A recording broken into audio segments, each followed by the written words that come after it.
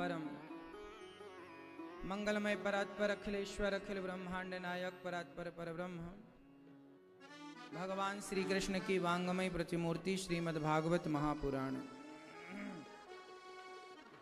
दूर दूर से आई हमारी माताएं बहनें श्रोतागण भक्तगण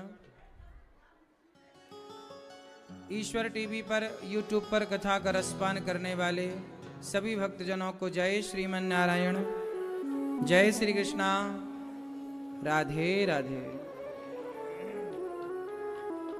कैसे हैं आप सब लोग? सब बढ़िया? भगवान की पावन कथा हम सब सुन रहे हैं। भगवान की कथा हम सबके लिए कल्याणकारी है। जो भगवान की कथा सुनता है वह अपने जीवन को कृतार्थ कर लेता है। और हम सब कितने भाग्यशाली हैं कि भगवान की कथा सुनने के लिए भगवान ने हमें वृंदावन बुला लिया। जो नहीं आ पाए वो घर बैठे ही सुन रहे हैं। इस कथा में परीक्षित बनकर श्रीमती अमृता तिवारी जी, माधवेंद्र तिवारी जी, राघवेंद्र तिवारी जी, मयंक तिवारी जी, आदित्य तिवारी जी,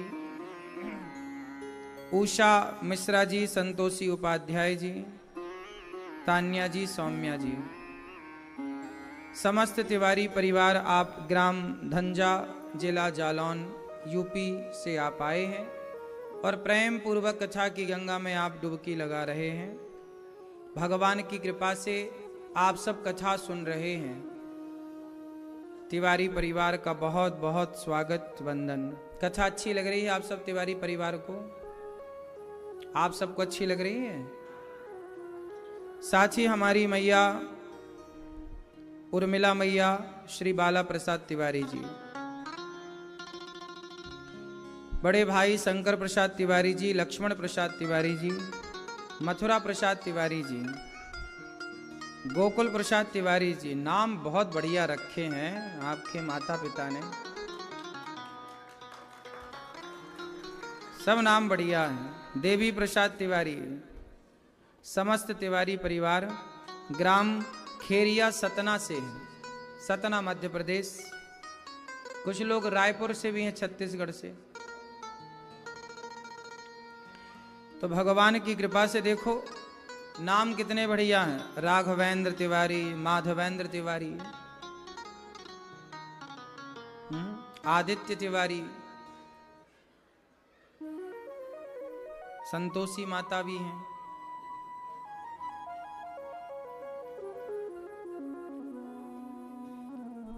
शंकर प्रसाद तिवारी, लक्ष्मण प्रसाद तिवारी, मथुरा प्रसाद तिवारी, गोकुल प्रसाद तिवारी, मतलब पूरा ब्रजधाम घर में ही है।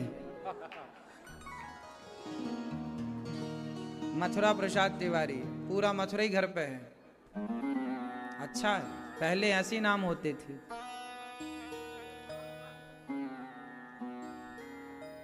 सात भाई हैं, वाह बहुत बढ़िया।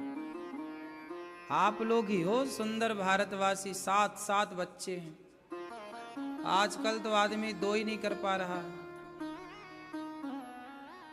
देश के शुभ चिंतक आप लोग ही हैं। सनातन तब बचेगा जब हिंदुओं की संख्या होगी। इसलिए हिंदुओं की संख्या, हिंदू बढ़ेगा तो दुनिया सुरक्षित रहेगी। क्योंकि हिंदू के अंदर दया है ना। वो जहां रहेगा वो अपने ईमान, हिंदू का खून ही ना अलग है। हिंदू का जो ब्लड है वो अलग ही है। उसमें अलग दया है, क्षमा है, करुणा है। खून ही अलग है। क्यों? बात सही है ना। हिंदू के बच्चे से कहो कि जरा तुम ये तलवार से जरा इसकी गर्दन उड़ाओ, नहीं काट सकता। वो प्यासे को पानी तो पिला सकता है, हिंदू भूखे को भोजन तो करा सकता है, लेकिन वो किसी बकरे की कहो कि गर्दन काटनी है तो जिस बकरे की, नहीं काट पाएगा। हिंदू एक अलग ही विचारधारा का होता है, दया करुणा उसके खून में है। तो इसलिए हिंदुओं की संख्या बढ़ेगी तो समाज में दया बढ़ेगी, जीव हत्या बंद होगी। आज हिंदू घट रहा है, बाकी आबादियां बढ़ रही हैं, तो वो धड़ल्ले से वो तो उनके तो जन्म से बच्चे, उनके छोटे छोटे बच्चे बकरा मारने लग जाते हैं। उनका तो अभ्यास है बकरे को काटना, बकरे को मारना। वो बकरे की गर्दन क्यों उड़ाते हैं? ताकि वो बता सकें कि देखो हमसे आता है गर्दन उड़ाना। बकरे की काट दी तो तुम्हारी भी काट देते हैं।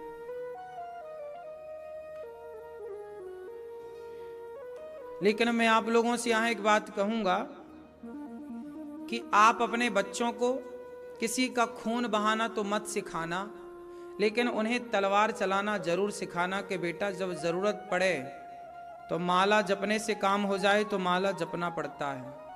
लेकिन जब अर्जुन का काम गीता सुनने और गीता सुनाने से नहीं हुआ तो अर्जुन को भी गांडीव उठाना ही पड़ा था, नहीं पड़ा? तो गांडीव उठाना भी आना चाहिए, तलवार चलाना भी आवश्यक है। अभी बांग्लादेश में क्या हो रहा है? मारे जा रहे हैं हिंदू, खदेड़े जा रहे हैं हिंदू, बहन बेटियों के साथ बलात्कार हो रहा है। मेरा सवाल ये है हर हिंदू से, सबसे, कि क्यों भागना है? लड़ो, और लड़ोगे तब जब आपने लड़ने की प्रैक्टिस की होगी। इसलिए कहता हूं हिंदू खदेड़े क्यों जा रहे हैं? बांग्लादेश से, पाकिस्तान से, कश्मीर से, जगह जगह से हिंदू क्यों खदेड़ा जा रहा? क्योंकि हिंदू को ना आत्मरक्षा करना भी नहीं आता। जरूरत से ज्यादा सीधा है, जरूरत से ज्यादा सरल है। जरूरत से ज्यादा सरल होना भी कायरता है।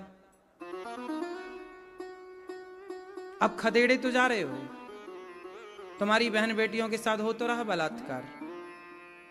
इसलिए सरल होना अच्छा है, पर जरूरत से ज्यादा नहीं। कहते जो ज्यादा मीठा होता है वो अपना नाश कराता है। देखो तो मीठे गन्ने को कोल्हू में पेरा जाता है। ज्यादा सरलता है हिंदुओं की। पृथ्वीराज चौहान ने ज्यादा सरलता दिखाई, इसलिए तो मोहम्मद गौरी ने पकड़ के आंखें फोड़ दी। बार बार क्षमा किया ना, मार देते ना मोहम्मद गौरी को। क्षमा किया, क्षमा किया, उसने पकड़ लिया। एक बार क्षमा नहीं किया, तुमने 16 बार क्षमा किया, तुमने 17 बार क्षमा किया, उसने एक बार क्षमा नहीं किया। क्यों? बात सही, इतिहास उठा लो। महाराणा पृथ्वीराज ने मोहम्मद गौरी को 16-17 बार क्षमा किया, निहत्था कर दिया, उसे युद्ध में हरा दिया, छोड़ दिया जा। लेकिन जब उसने पकड़ा तो उसने एक बार भी मौका नहीं दिया। फिर क्या हुआ? तुम्हारी आंखें फोड़ दी गई, तुम्हारी पत्नी को जिंदा जलना पड़ा, जौहर करना पड़ा। तुम्हारी सत्ता, तुम्हारे प्रजा बेचारी परेशान हुई। जरूरत से ज्यादा दया करना भी गलत है। पृथ्वीराज चौहान ने जरूरत से ज्यादा दया की, यही उनकी मृत्यु का कारण बना। बात सही है, दया करना बुरा नहीं है साहब, पर ये तो देखो कि दया का पात्र कौन है और कौन नहीं है। इसलिए माला जपो, दयावान बनो सनातनियों, बहुत अच्छी बात है।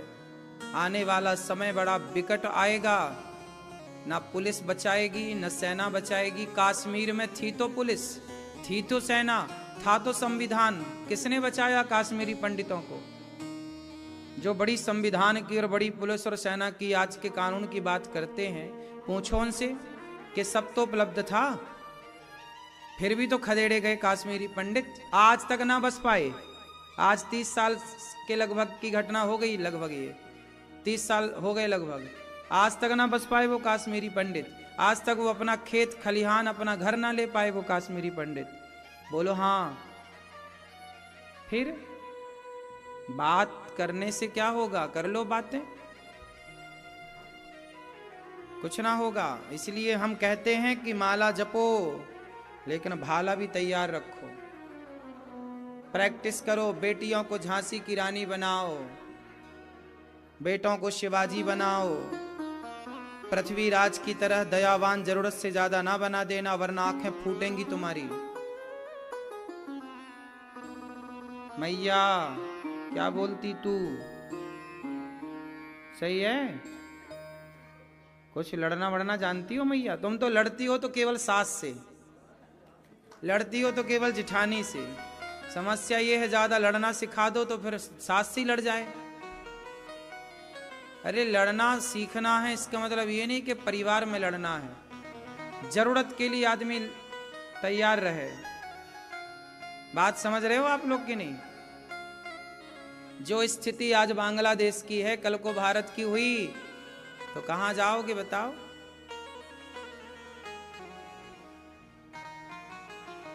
सारे खदेड़ दिए जाओगे। तुम्हें तो भागने की भी जगह नहीं है। कश्मीर से खदेड़े गए तो भारत के कोने कोने में आए, बांग्लादेश से खदेड़े गए तो भारत आए, पाकिस्तान से खदेड़े गए तो भारत आए। भारत से खदेड़े जाओगे तो कहां जाओगे?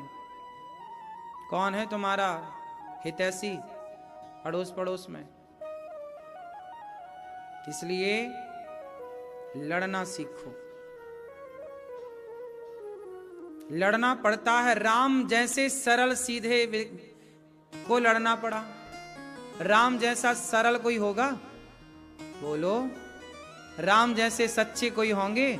सच्चे को, सरल को, सीधे राम को भी तो लड़ना पड़ा रावण से। बोलो हां। राम जी वनवास गए थे, सोना चांदी उतार के चले गए, लेकिन धनुष बाण उतार के नहीं गए। उन्हें पता था कि जंगल में धनुष की जरूरत पड़ेगी। अपना हथियार नहीं डाला। हथियार लेकर के गए थे। और आज हिंदुओं ने हथियार डाल दिया है। तुम्हारे घर में डंडा नहीं है सांप को मारने का? बोलो हां। और उनके घर में तलवारें हैं 10-10। क्यों मेरी मां? समय कोई नहीं जानता कल कैसा समय आके खड़ा हो। इसलिए कहता हूं कि आपको अपने आप को मजबूत करना चाहिए, अपनी बेटियों को, अपने बेटों को योग्य बनाना चाहिए। डिग्रियां काम ना आएंगी। बेटी झांसी की रानी हो, लड़े, भागेगी कहां? कहा मैया तुम कहां भागोगी?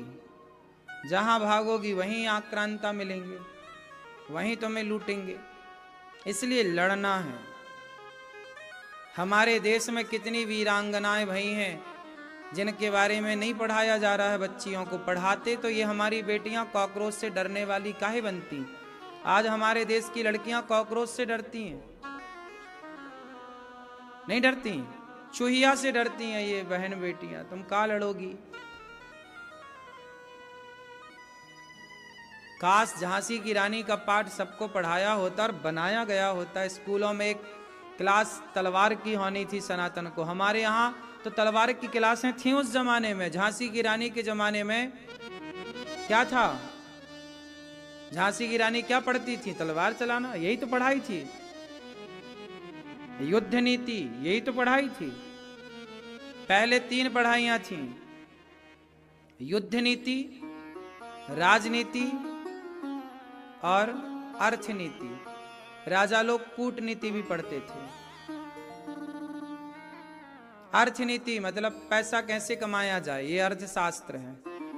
आजकल बच्चे पढ़ रहे हैं, इन्हें कुछ नहीं पता। इन्हें बस नौकरी, पढ़ लिया, इतनी डिग्रियां हैं, 1 2 3 4 इतनी डिग्रियां हैं, पर क्या बने? नौकर।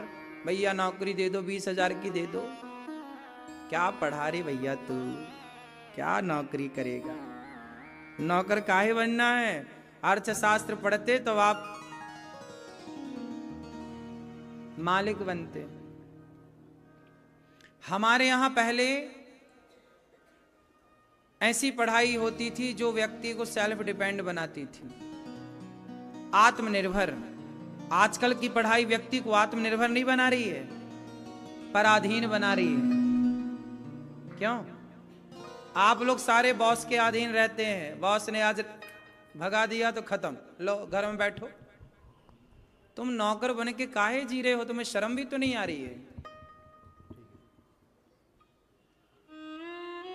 इतने नौकरी करनी चाहिए उन्हें जो अनपढ़ है। पढ़े लिखे नहीं तो भैया नौकर बनो, चलो नौकरी करो, करना ही पड़ेगा तुम्हें, तुम नहीं पढ़े लिखे। लेकिन इतना पढ़ के भी तुम नौकर बने तो क्या बने? क्या कहते हो?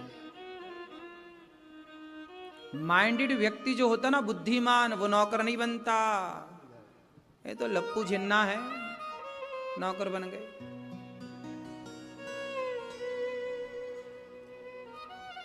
हमारे यहां सबको सेल्फ डिपेंड बनाया जाता था, चाहे लोहार हो, चाहे कुम्हार हो, चाहे मोची हो।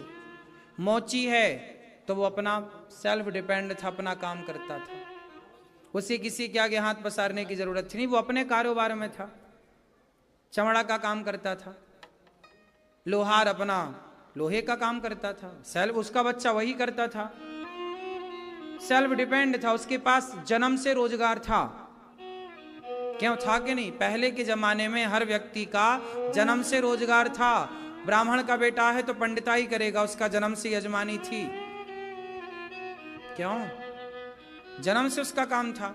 मतलब ये नहीं कि भैया अब हम बड़े हो गए, ब्याह हो गए, अब क्या करें, नहीं, हमारा जन्म से काम था। बोलो था कि नहीं? फिर कोई बेरोजगार था ही नहीं इस देश में पहले। आज की 21वीं सदी में कितनी बेरोजगारी है। 100 साल पहले जाके देखो, कोई बेरोजगार था क्या? सब काम पे लगे थे, अपना अपना काम सब कर रहे थे, अपने अपने सिस्टम पर थे। अब पढ़ लिख करके आदमी परेशान है। पहले अनपढ़ था तो परेशान नहीं था, आज पढ़ा लिखा है तो परेशान है। पहले अनपढ़ था तो काम से लगा था, आज पढ़ा लिखा है तो बेरोजगार है। बात सही है? पहले अनपढ़ था तो डिप्रेशन की बीमारी थी ही नहीं, कोई जानता नहीं था डिप्रेशन क्या होता है, डिप्रेशन का नाम ही नहीं सुना था किसी ने। तनाव क्या है, चिंताएं क्या, कोई नहीं जानता था, ना के बराबर, काहे की चिंता। और आज पढ़ा लिखा है तो व्यक्ति तनाव में। कहते ना, पहले एक आदमी गांव में रहता था, आज का व्यक्ति तनाव में रहता है। हाँ? गांव से कहां पहुंच गया? तनाव में। ये उन्नति हुई है। इसलिए कहता हूं कि जब भगवान श्री कृष्ण बांसुरी, देखो भगवान कृष्ण कितने अच्छे हैं, लेकिन बांसुरी बजा रहे हैं, लेकिन भगवान को पता लगा कि यार बांसुरी की बात तो समझ ही नहीं रहा कोई, तो फिर बांसुरी रखी कन्हैया ने, फिर क्या उठाया? सुदर्शन, सुदर्शन चक्र। यदि बांसुरी बजाने वाले कन्हैया को उठाना पड़ा, तब जाके उस जमाने में व्यवस्था बनी। तो आपकी बेटियों को भी, आपके बेटों को भी शिवाजी और झांसी की रानी बनना पड़ेगा। नहीं बनाओगे तो फिर मरोगे, या तो मरने को तैयार हो जाओ। क्यों? या तो बांग्लादेश का हिंदू मरे या फिर मारे। अब तो दो ही रास्ते हैं, या तो मरो या तो मारो। ऑप्शन भी तो नहीं है अब तीसरा। क्यों जी? है। इसलिए ये बांग्लादेश की जो घटना है ये सबके सीख के लिए है, लेकिन अब ना सीखो तो फिर ना देना दोष, न देना दोष किस्मत को, विपत्ति तो सब पे आती है। विपत्ति जब आती है तो आपको सावधान कराती है, लेकिन विपत्ति आने पर भी सावधान ना भये तो उस व्यक्ति का विनाश हो जाता है। ठीक है? सावधान। भगवान की कृपा से हम भगवान की कथा सुन रहे हैं, और कथाओं को सुन करके हम देखो, हम धार्मिक हैं, सनातनी धार्मिक हैं, इसका मतलब ये नहीं है कि हम पिटते रहें।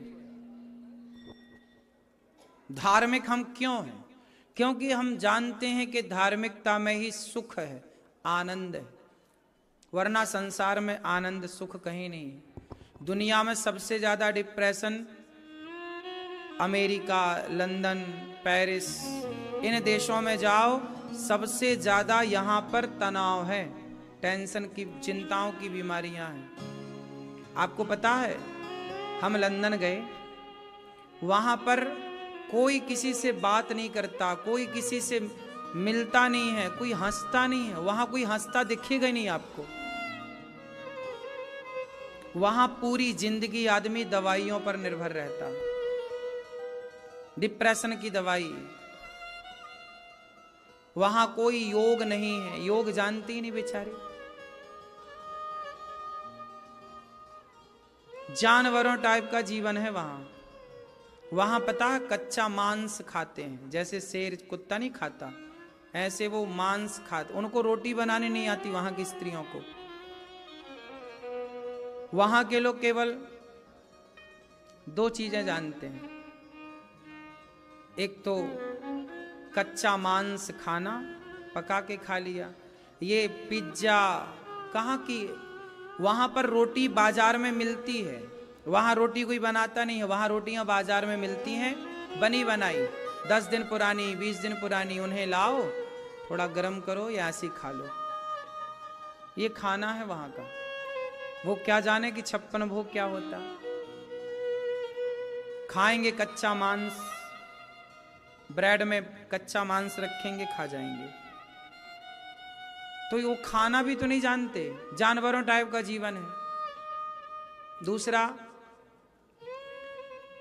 वहां पर बच्चे, छोटे छोटे बच्चे, मां अपनी बेटी को सिगरेट पिलाती है। नशा इतना ज्यादा है वहां कि छोटे छोटे बच्चे शराब तो पीते ही पीते हैं, क्योंकि वहां की रिक्वायरमेंट है, क्योंकि वहां ठंडा है, ठंडा बहुत ज्यादा है ना, बर्फ